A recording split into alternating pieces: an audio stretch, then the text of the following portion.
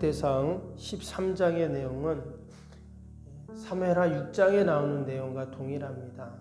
우리가 아는 것처럼 다윗이 이스라엘의 왕이 되었을 때 그가 가장 먼저 했던 일이 그 법궤를 다윗성으로 가져오는 것이었죠. 그래서 그 가져오는 과정을 기록을 하고 있습니다. 법궤는 이스라엘 백성들에게는 아주 특별한 물건이었습니다. 실제로는 가로 한 120cm, 또 세로 한 60-70cm 그 정도 되는 작은 나무 상자에 불과하죠. 겉에는 금으로 다 이렇게 씌워놨는데 그 상자 안에 우리가 아는 것처럼 십계명 돌판과 또 굳은 그 만나가 담긴 항아리, 그리고 아론의 지팡이, 이것이 그 법궤 안에 담겨 있습니다. 그리고 법궤 위에는 두 천사, 구룹의 모양을 한 날개를 피고 있는 천사가 이렇게 조각이 되어서 있죠.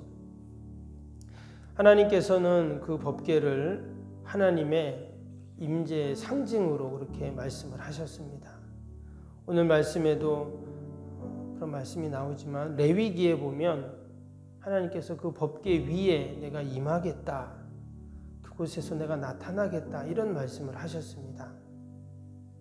때문에 이스라엘 백성들은 그 법궤를 함부로 대하지 못했습니다. 왜냐? 거기에 하나님이 임하겠다 이렇게 말씀하셨기 때문에 마치 이 법궤는 하나님의 권위와 같은 그러한 물건이었죠. 실제로 제사장들이, 대제사장이 1년에 한 번만 그 법궤 앞으로 나아갈 수가 있었습니다. 그것도 제사장이 거룩한 정결 예식을 다 행하고 그 법궤 앞에 나갔죠. 그 대제사장의 옷 끝에 방울을 달았습니다. 그래서 법궤 앞에 나갔을 때 만약에 방울이 울리지 않는다, 아무 소리도 없다, 그러면 문제가 생긴 거죠.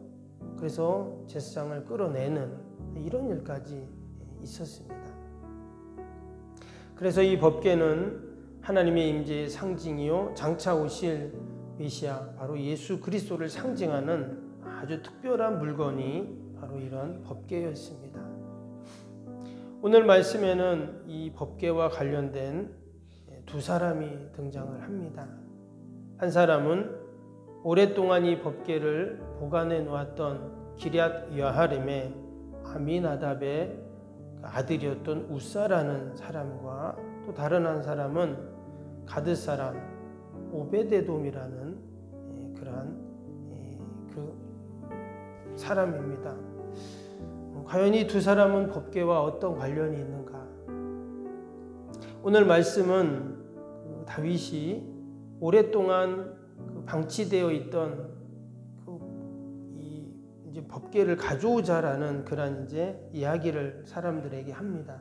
그래서 오늘 1절에서 4절까지 내용은 뭐냐면, 다윗이 왕이 돼서 백부장, 또 천부장, 또 지휘관들을 모아놓고 회의를 하죠.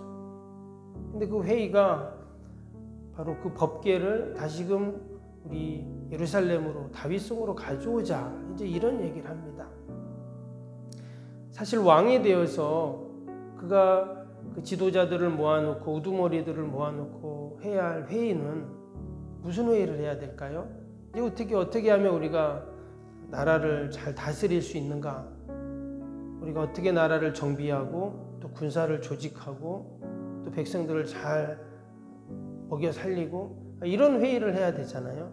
근데 오늘 말씀을 보면 다윗은 그런 회의가 아니었습니다. 가장 먼저 무슨 얘기를 합니까? 2절을 한번 보세요.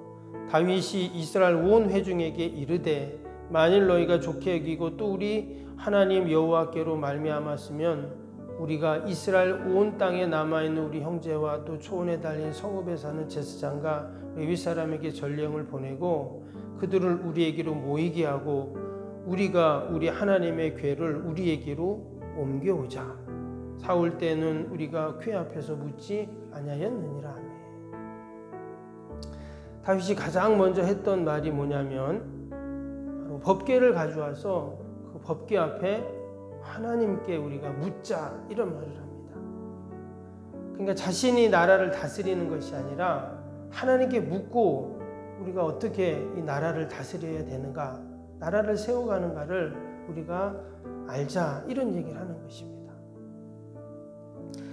우리가 이 새벽에도 하나님 앞에 나왔습니다.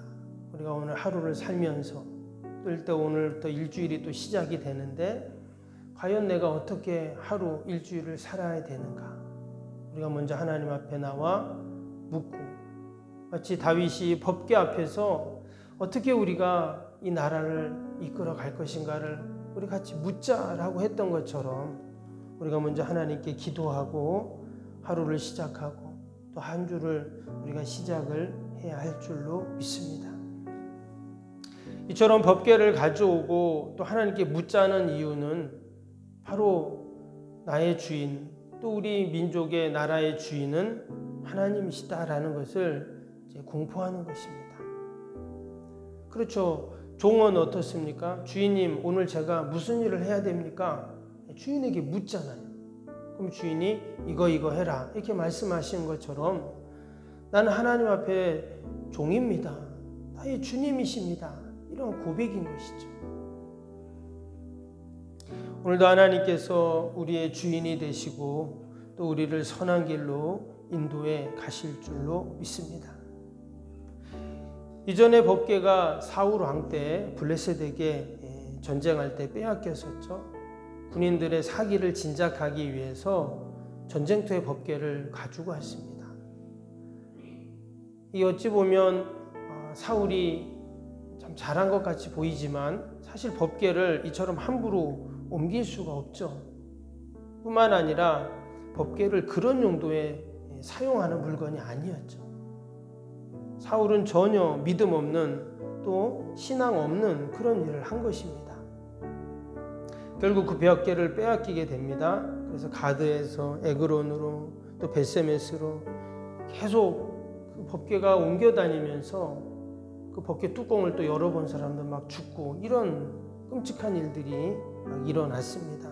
그래서 결국 그 법궤가 말씀해 보면 기럇 여하림이라는 지역에 그렇게 있게 됩니다.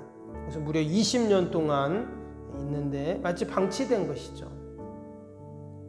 그러다가 이제 다윗이 왕이 되어서 그 법궤를 예루살렘으로 이제 가지고 오려고 하는 것입니다. 근데 우리가 앞에 1절에서 4절까지 나온 것처럼 다윗이 법궤를 가지고 오려고 해도 혼자 힘으로 가지고 올 수 없습니다. 왜냐?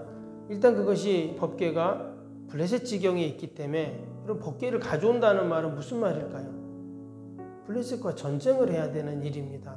왜냐? 지금 이스라엘 사람들이 블레셋 진영으로 넘어가야 될 거 아니에요. 그래서 이제 뒤에 보면 이제 그 블레셋과 전쟁하는 그런 내용이 이제 법궤를 옮겨오면서 그 이후에 또 블레셋과 전쟁을 하는 그런 내용이 또 나오게 됩니다. 법궤를 가져오는 일은 결코 쉬운 일은 아니었습니다. 운반하기 위해 많은 사람들이 동원이 되고 또 역량이 필요한 그런 일이었죠. 그러나 다윗은 이 법궤가 너무나 소중한 거라는 것을 알고 있었기에 지금 이 법궤를 옮기게 됩니다. 블레셋에 그 법궤가 있는 것 때문에 큰 재앙이 있고 어려움이 있었기 때문에 블레셋은 더 이상 법궤에는 이제 자기들이 관여하지 않습니다. 그러나 그 법궤를 이스라엘이 또 가져간다는 것은 다른 문제였습니다.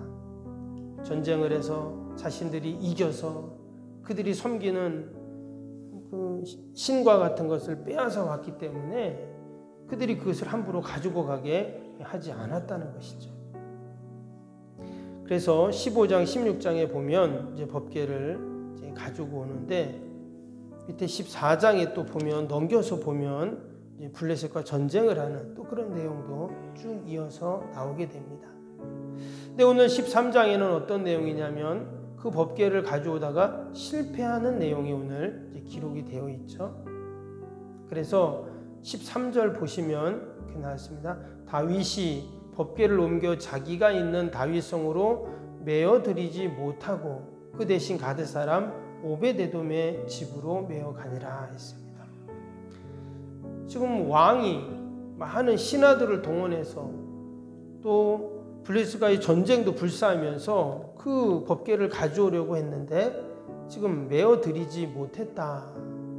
그래서 여전히 그 가드 지역 오베데돔의 집에 거기다 갖다 놨다. 이렇게 지금 이야기를 하고 있습니다. 그러면 지금 이 법궤를 가져오는데요, 다윗도 그곳을 지금 같이 갔습니다.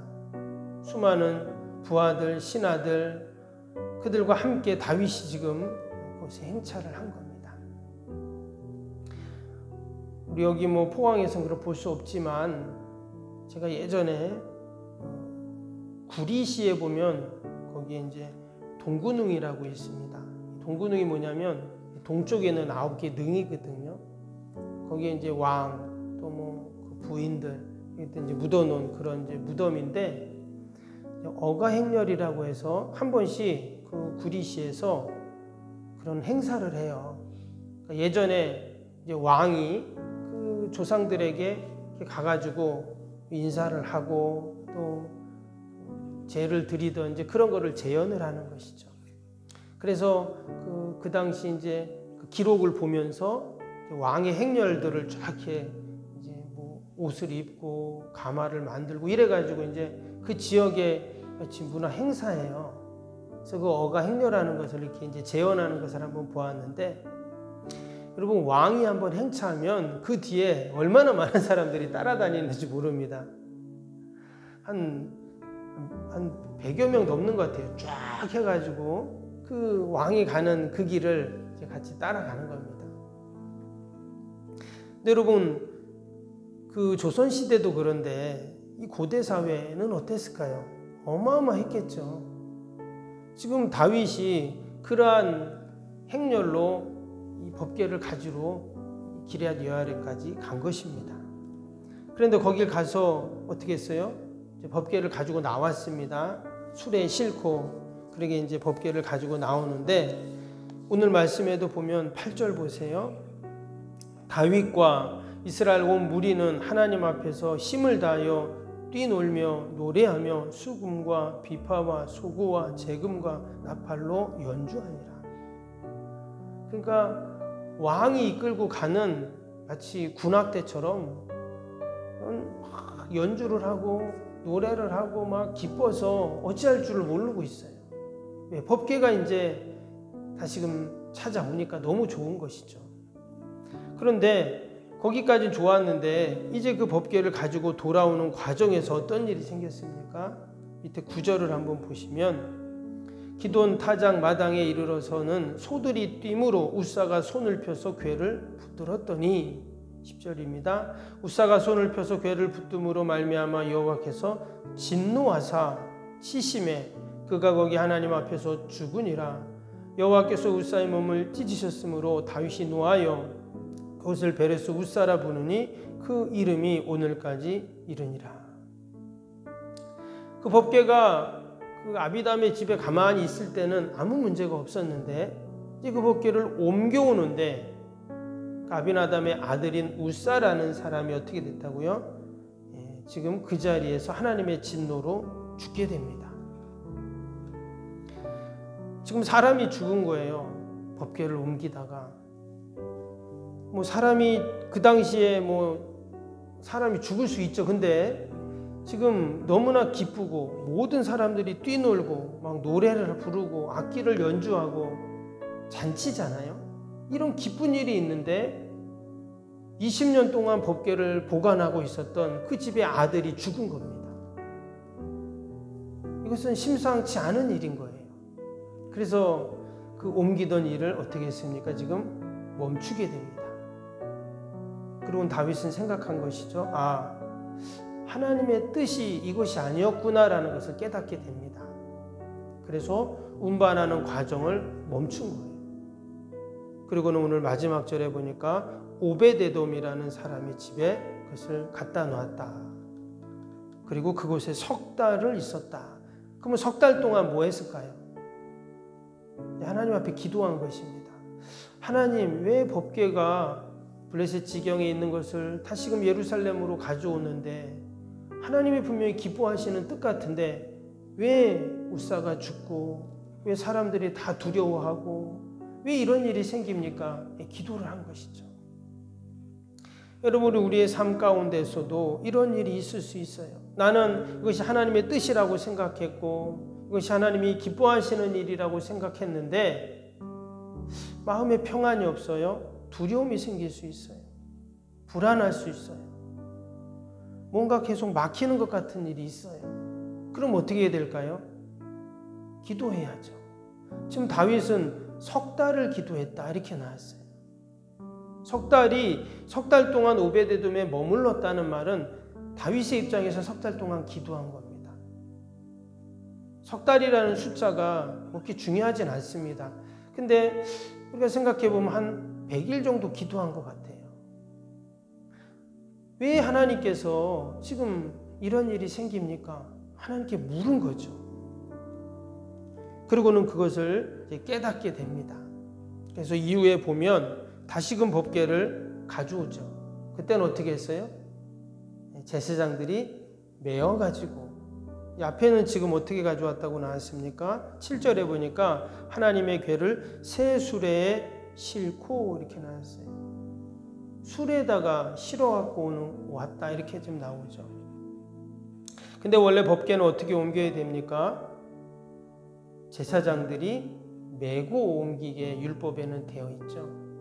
그래서 수레에 싣고 온 것이 하나님의 뜻이 아니었고 하나님의 방법대로가 아니었다 하는 것을 이제 이야기하는 것입니다. 중요한 것은 다윗이 그 법궤를 옮기려고 올 때 그가 하나님의 뜻을 묻고 하나님의 방법을 찾고 또 하나님이 기뻐하시는 그러한 방법대로 그가 바꿨다는 것입니다. 기도하면서. 우리가 이 새벽에도 하나님께 함께 기도할 때 우리가 하나님의 뜻을 늘 묻지만 때로는 내 생각처럼 또 내 마음대로 또 이루어지지 않을 때가 있습니다. 그럴 때 우리도 다윗처럼 하나님 앞에 다 내려놓고 기도해야 되죠. 지금 다윗이 왕인데 그 백성들 지도자들과 회의를 하고 지금 이 법궤를 옮겨오는 일입니다. 너무나 중요하죠. 근데 이 모든 것을 다 멈췄어요. 그러고는 어떻게 한다고요? 하나님께 기도하는 것입니다. 그럴 때 하나님께서는 하나님의 뜻을 가르쳐 주시고 하나님의 방법대로 하게 하십니다. 근데 오늘 마지막 14절에 보면 마지막에 이런 말씀이 나왔죠. 어떤 말씀입니까? 하나님의 궤가 오베데돔의 집에서 그의 가족과 함께 석 달을 있으니라. 여호와께서 오베데돔의 집과 그의 모든 소유에 복을 내리셨더라. 20년 동안 가지고 있었던 아비나답의 집은 그 아들이 죽는 그런 무시무시한 일이 생겼는데 지금 이 오베데돔은 어떤 사람입니까? 가드 사람입니다. 이방인이에요. 근데 그 오베데돔은 단지 석 달 동안 갖고 있었는데 하나님이 그 집에 큰 복을 내리셨다고 이렇게 얘기합니다. 성경에 오베데돔에 대해서 구체적으로 나오진 않습니다. 근데 그가 과연 석 달 동안 어떻게 했을까? 지금 하나님이 그에게 복을 주신 것을 보면 아마 이 오베데돔은 그 법궤를 귀히 여겼을 거예요. 가드 사람이고 이방인이고 그는 하나님을 알지 못하는 사람이지만 그러나 그가 그 하나님의 법궤를 귀히 여겨서 잘 보관하고 소중히 여기고 이것이 이스라엘 백성이 믿는 하나님을 임재의 상징이라고 하는데 하면서 지극정성으로 그것을 잘 보관하고 있었겠죠. 그랬더니 하나님이 그의 집과 그의 모든 소유에 복을 내리시는 이런 은혜를 베푸셨어요. 여러분, 이방인도 이러한 복을 받았다면 하나님 잘 믿고 늘 예배하고 기도하고 주님의 교회를 섬기는 저와 여러분들에게는 하나님의 더 큰 은혜와 복이 임할 줄로 믿습니다. 우리가 그러한 소망을 갖고 하나님이 나에게 맡겨주신 이 귀한 법궤, 법궤는 바로 예수님을 상징한다 했죠. 또 하나님의 임재의 상징이기 때문에 교회일 수도 있습니다. 또 말씀일 수도 있고요. 하나님이 우리에게 다 나만의 법궤를 다 우리에게 맡겨주셨어요. 나에게 있는 이 법궤를 우리도 오베데돔처럼 소중하게 귀하게 잘 우리가 받들어서 우리도 하나님이 주시는 그 은혜와 복을 다 누리는 저와 여러분이 될 수 있기를 축복합니다. 기도하겠습니다. 사랑과 은혜가 충만하신 하나님 아버지 감사합니다. 다윗이 왕이 되어 가장 먼저 했던 일이 법궤를 옮겨오는 일이었는데 옮겨오다 사람이 죽고 염려와 두려움과 걱정이 생겨 가져오는 것을 멈췄지만 그는 하나님 앞에 기도했고 결국은 법궤를 다윗성으로 가져오는 그 모습들을 보면서 하나님, 우리가 늘 하나님의 뜻을 묻게 하시고 또 하나님의 방법을 찾게 하시고 하나님을 기쁘시게 하는 저희들이 되게 하여 주옵소서. 이방인이었던 가드 사람 오베데돔이 그 법궤를 석 달 동안 갖고 있었을 때 그 집과 그의 소유에 하나님이 복을 내려주신 것처럼 우리가 늘 하나님 그 법궤를 잘 모시게 하시고 잘 받들게 하시고 귀히 소중히 여겨서 하나님이 주신 은혜와 복을 다 누리게 하여 주옵소서. 하나님, 오늘 하루도 하나님 다 하나님께 맡기고 하나님의 도우심 또 하나님의 놀라운 구원의 역사를 보게 하여 주옵소서. 거룩한 날 주의 전을 찾는 모든 발걸음들이 복되게 하시고 예배마다 모임마다 은혜와 기쁨이 충만케 하여 주옵소서. 오늘도 멀리 출타 있는 우리 성도들 자녀들이 있습니다. 어디에 있든지 늘 예배 자리를 기억하게 하시고 믿음으로 견고하게 하여 주옵소서.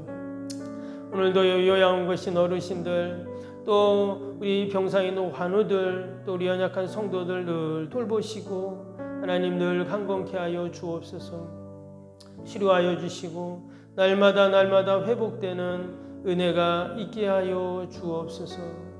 하나님, 위드 코로나로 이제 아버지 다시 우리가 일상으로 되돌아가려고 합니다. 그러나 여전히 아버지 코로나가 종식되지 않고 이처럼 아버지 어려움을 당하고 있사오니 하나님 은혜와 긍휼을 베풀어 주시어서 하루속히 우리가 마스크를 벗고 마음껏 하나님 찬양하며 우리 아이들이 공부하고 또 하나님 맡겨진 사명 감당할 수 있도록 하나님 은혜를 베풀어 주시옵소서.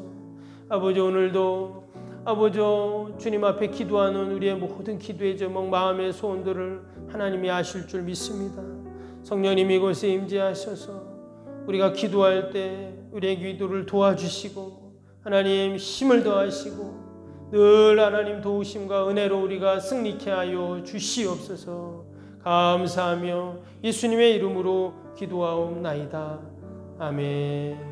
하늘에 계신 우리 아버지, 아버지의 이름을 거룩하게 하시며 아버지의 나라가 오게 하시며 아버지의 뜻이 하늘에서와 같이 땅에서도 이루어지게 하소서.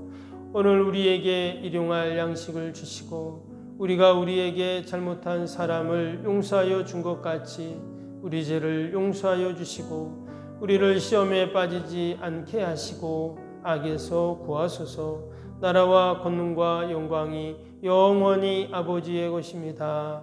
아멘.